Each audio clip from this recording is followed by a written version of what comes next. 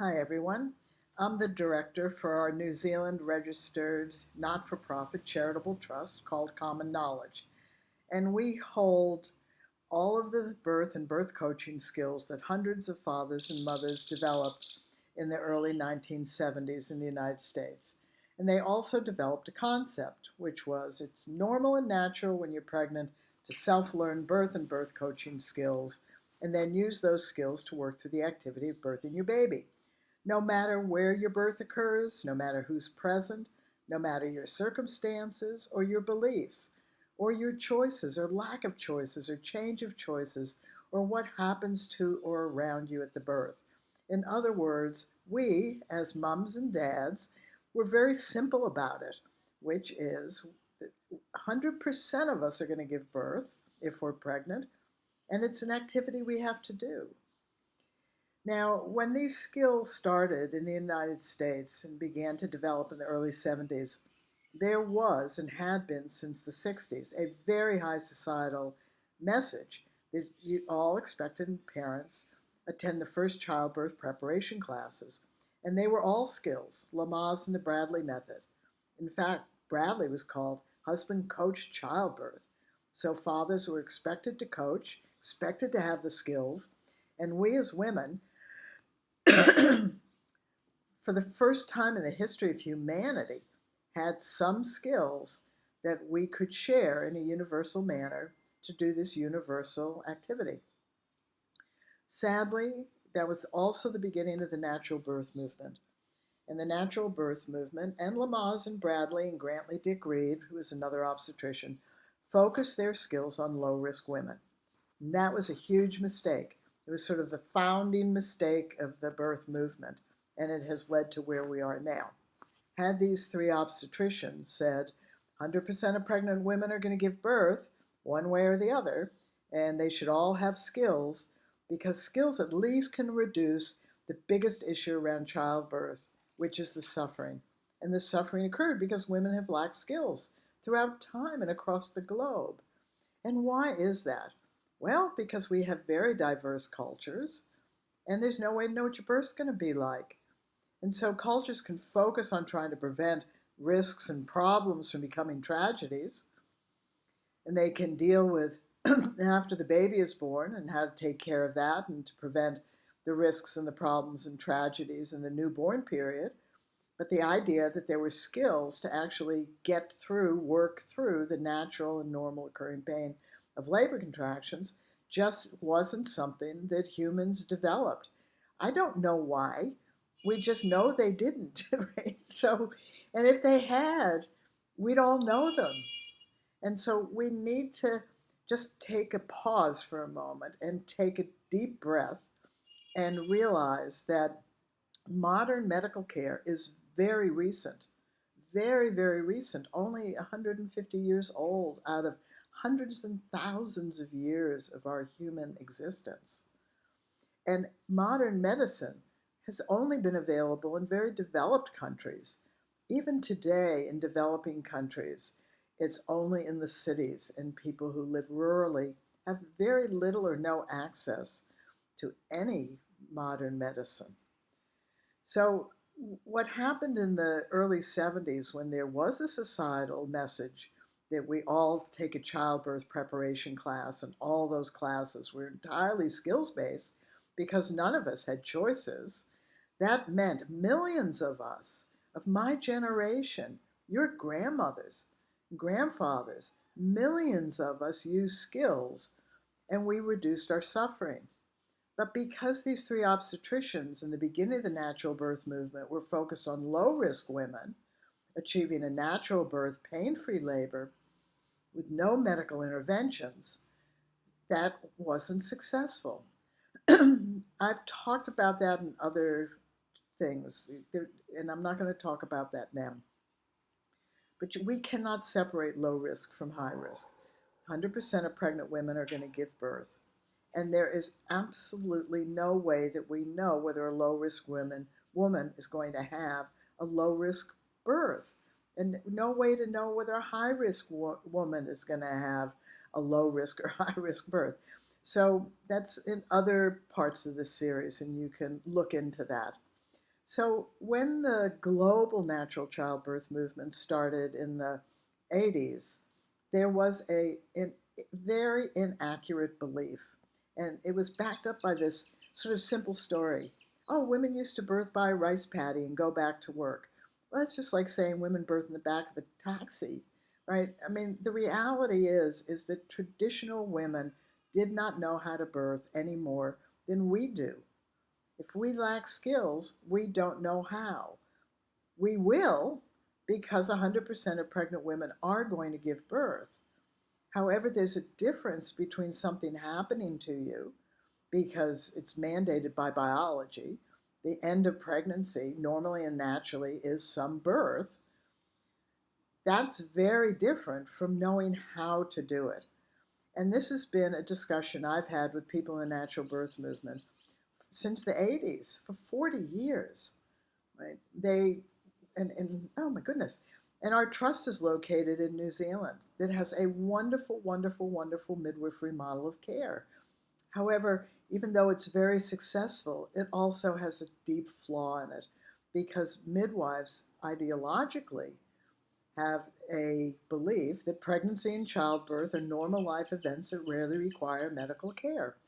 And so, in their partnership model, they have no expectations that their clients self learn and use birth skills. And this has caused exhausted midwives and women who don't understand why their planned natural birth ended up the way it is, and a more than doubling of the cesarean rate to almost 28%. And if we're going to really, really change childbirth, then we have to really get real about the history of ourselves and our humanity. And the fact is that every traditional culture really tried to prevent risks from becoming problems and problems from becoming tragedies. Yet there's no way to know what your birth's going to be like. And traditional cultures did not develop universal skills to use when women gave birth. And back then, they all labored. Even when I gave birth in 1970, 95% of us labored. We labored whether we suffered or coped. We labored whether we had a good outcome or a tragedy. We labored whether we had risks or not. We labored whether we labored for hours or days because the modern medical profession wasn't sophisticated enough.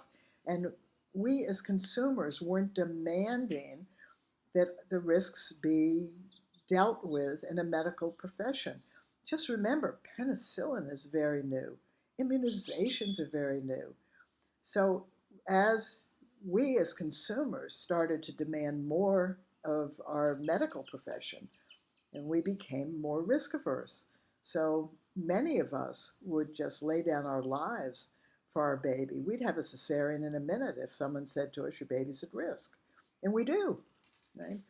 But the other thing that happened back then is that because there are these two elements, suffering and risks, in the 70s, when Lamaze and Bradley were the only childbirth classes, it was the suffering that got reduced, but nobody was looking at that because the goal then of the natural birth movement was to work with low-risk women to have a natural birth, pain-free labor without medical interventions. So they missed that my generation, multiple millions of women and fathers, we reduced our suffering because we had some skills. Traditional people did not have skills on how to cope or work through birth. That's an illusion that women knew how to birth back then, and the medical profession has removed that knowledge from us. We didn't know how to birth. The other illusion is that we were all in attendance at births. No, we weren't.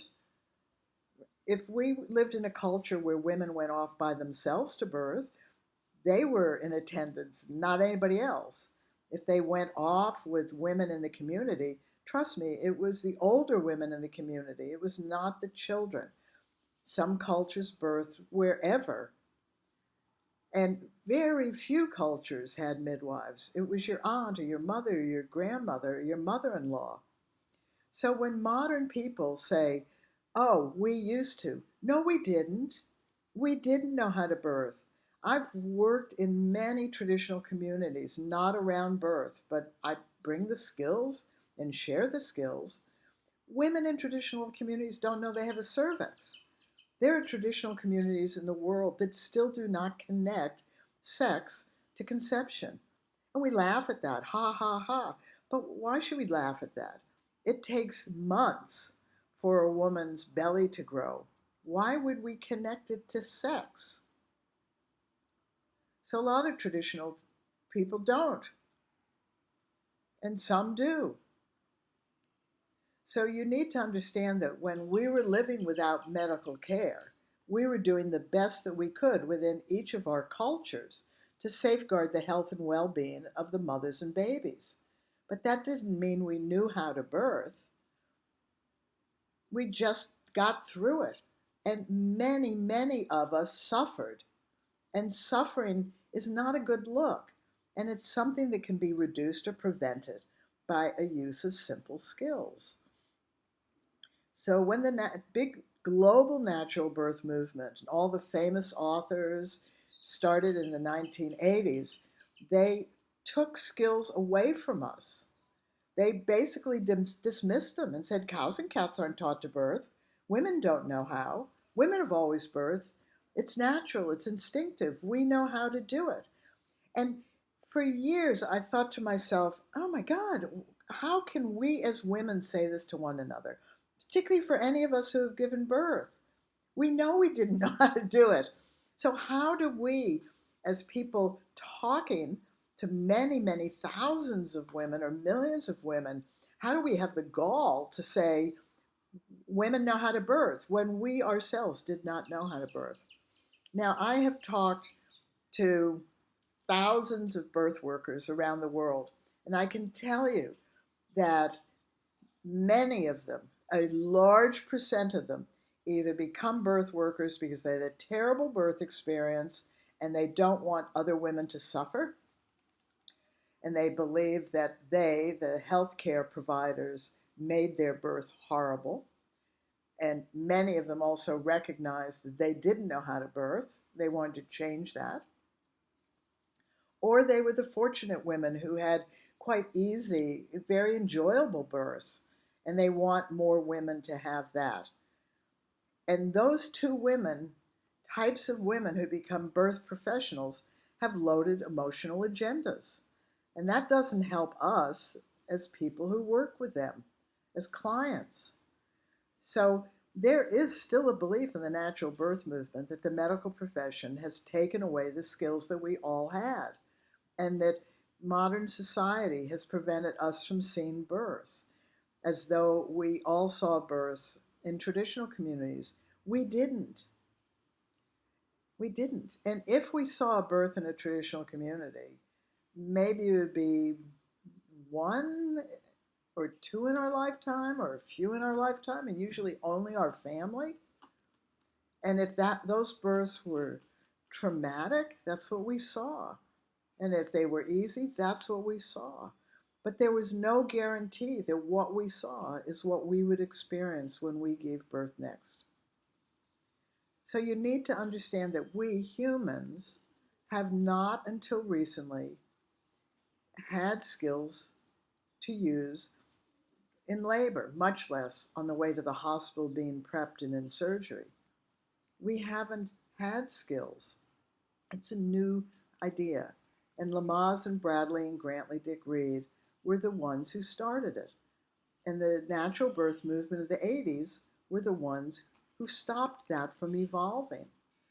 Birthing Better evolved in the early 70s, and we continued to evolve the skills as fathers and mothers because we wanted more skills to learn in the privacy of our own home, and we wanted more skills to work through all of the questions and issues that we had about birth and how could we and what if and what about me. And we wanted things to do for ourselves. And we wanted, as mothers and fathers, to have skills to work through this transformative and transitional experience, birthing our baby. Fathers were coming to the births with us. We wanted them to know how to help us so we wouldn't suffer. And Birthing Better families evolved an amazing system. And it wasn't for a very long time that any other systems even started to evolve. And all of those, like hypnobirthing, calm birth, birthing within, are still really focused on low risk women having a natural birth, pain free labor with, with no medical interventions. Birthing better skills are for all births because 100% of pregnant women are going to give birth. We all want to feel empowered by our births. So we want you, as an expectant mother, or if you have a friend, to just think it's normal and natural to self-learn birth and birth coaching skills. And then tell your care provider which ones you're using, have them put them in the notes so that they can refer back to them if you need to be encouraged. And if you're doing well, ask them to praise you. And if you're a birth professional listening to this, then it's your responsibility to grow this concept. Aren't you tired of working with unskilled women and men? Really? Aren't you tired of birth plans that fail? Aren't you just exhausted, particularly with COVID around? And if you're not, you're one in a million. So how do you remedy that? It's simple. You just tell your clients that along with the choices they make, it's an activity they're going to do, and here's a handout of all the skills-based methods you know, and we'd love you to include ours. It's online courses, so anybody can learn it. And then put in their notes from 24 weeks onwards, what skills they've learned. You're putting choices in, you're putting lab results in. Put skills in. You went to school to learn skills. Don't you think you should elevate the consumer to be skilled to birth their baby, even if they have multiple risks, even if those risks become problems or sadly even tragedies? Don't you think families feel better about themselves when they've used skills to work through simple or complex or challenging situations? We do. As humans, we thrive on being skilled. So it's all of our responsibility to grow this concept that it's normal and natural to self-learn birth and birth coaching skills in pregnancy and use them to work through the activity of birthing your baby. Everywhere I go in traditional communities, women want these skills. They don't want NGOs to come in and teach them. They want something given to them so that they can self-learn and pass it on to each other. They want to incorporate skills for birth just as they use skills to gather their food or make their clothing or their houses. They would like those skills. So, by the way, if you can help our trust do that with money or expertise, please get in touch with us. But when you, as a pregnant woman, or you who wants a natural birth, if you believe that we, as women, knew how to birth ever, you're mistaken. 100% of pregnant women will get through labor or birth one way or the other. There is no coincidence that suffering was the largest issue globally and still is. If women are suffering, it's saying to you and me and everyone else that we lack skills to cope and manage, to work through, to deal with, to handle, to stay on top of and feel in control. We can change that very, very, very easily. And we can do that even when we have risks. Skills don't stop just because we have risks. We don't have to stop using our breathing, relaxation, teamwork, touch skills, or how we prepared our body for birth just because a risk may be becoming a problem or even a tragedy.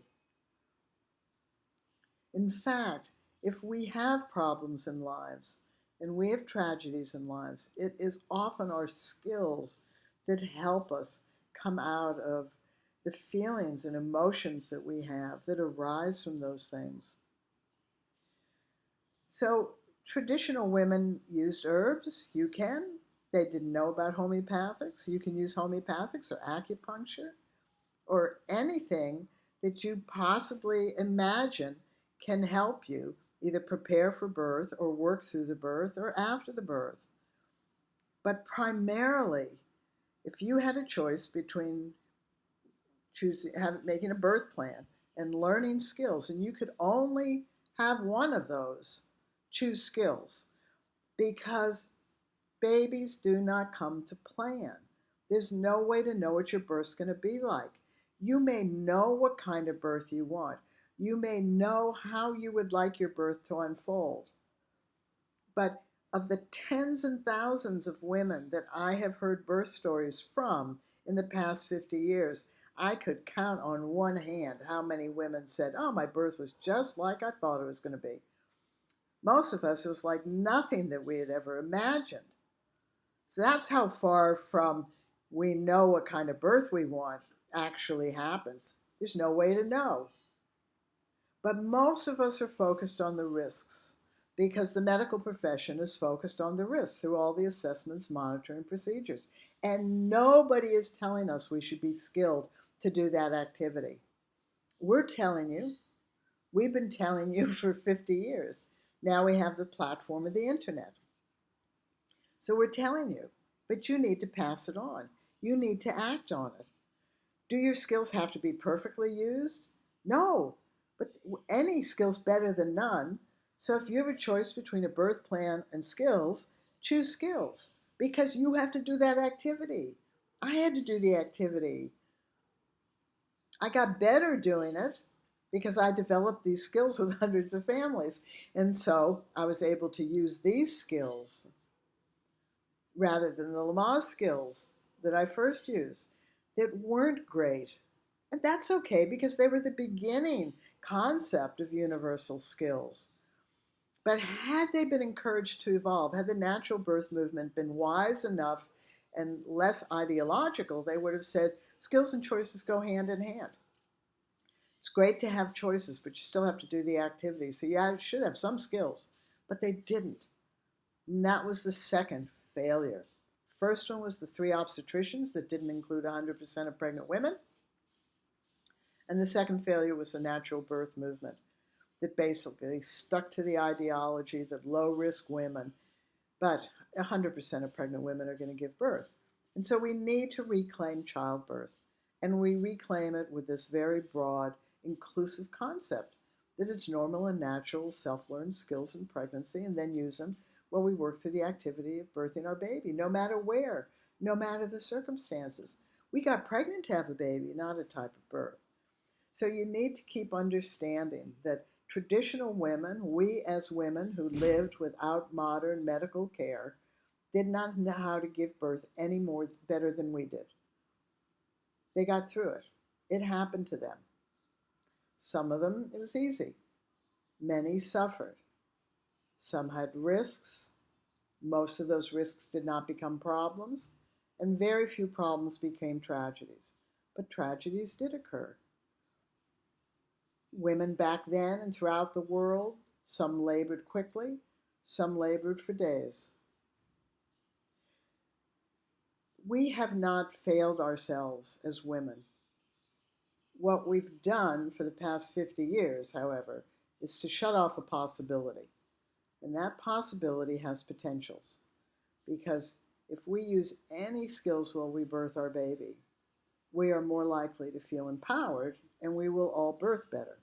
And birth professionals will see more skilled families, and that will make it easier for them to do the work. So please pass on the concept, and please become skilled for yourself and use your skills. Because the reality is, as you're giving birth, just as women who don't have access to modern medicine, we're the only ones doing the work. And when we go through the activity of birthing our baby, we could be in any place, at any time, in any culture. We just have to do it.